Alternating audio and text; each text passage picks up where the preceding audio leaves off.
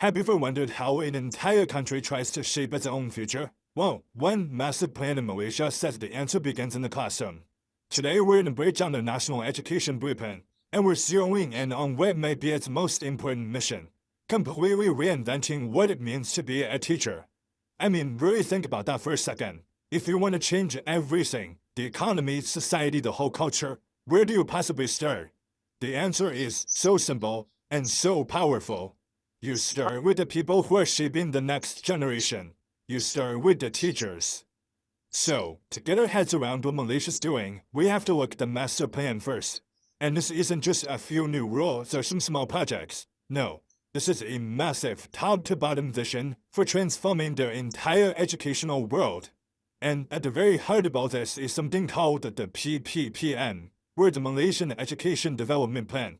The best way to think of it is like an architectural blueprint for building a new future. It's this incredibly detailed, long-term strategy, and it's designed to overhaul the whole system right from the foundations up. Now, you gotta understand this isn't some chaotic overnight revolution. It's actually a very deliberate rollout in three distinct ways. The first wave was all about getting the basics right, strengthening the core systems.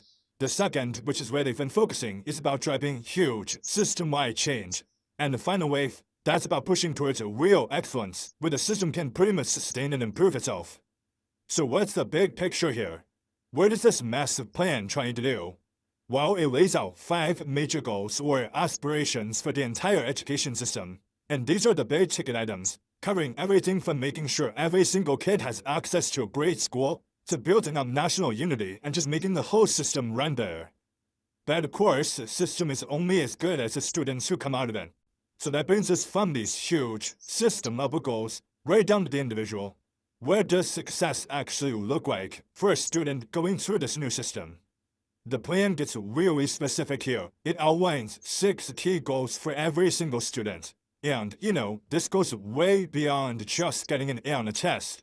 We're talking about building real thinking skills, leadership qualities, being bilingual, having a strong ethical and spiritual core, and a real sense of national identity. It's about shaping whole people, not just test takers. Okay, so we got the vision, we've got the goals for the students. The vision's one thing. How do you actually make it happen? Well, this brings us to what I like to think of as the engine room of the whole plan. The 11 transformational shifts. The entire blueprint runs on these 11 huge strategic shifts. These are the real, concrete changes that affect everything. The curriculum, how to use technology, and, most important for us today, transforming teaching into a top-tier, respected profession. This is where the rubber meets the road, and it takes us straight into the classroom. And that, right there, brings us to the absolute core of our topic. How do you create the teachers who can actually deliver on such an ambitious national vision?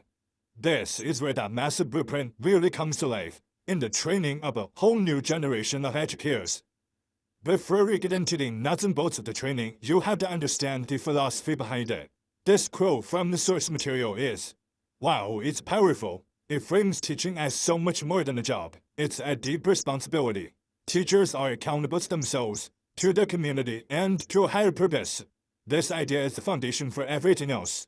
So here's the bottom line. You just can't achieve those 11 big shifts using old-school traditional teaching methods. It's impossible. If you want students who are creative, who can solve problems, then you absolutely need teachers who can foster that kind of learning.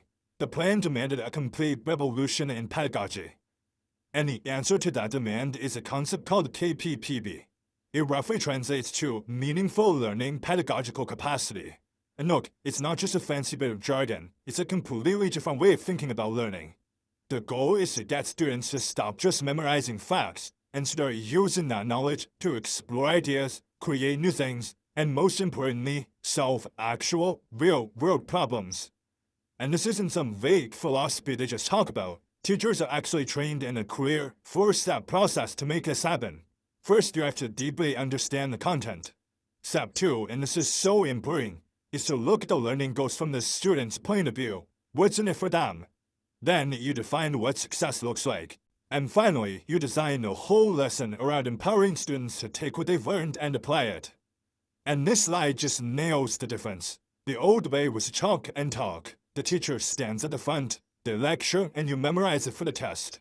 The new KPP model is completely student-centered. It's active. Instead of just memorizing dates in a history class, students may be using digital tools to research a local historical event, working together to build a project, and then presenting how that event still impacts their community today.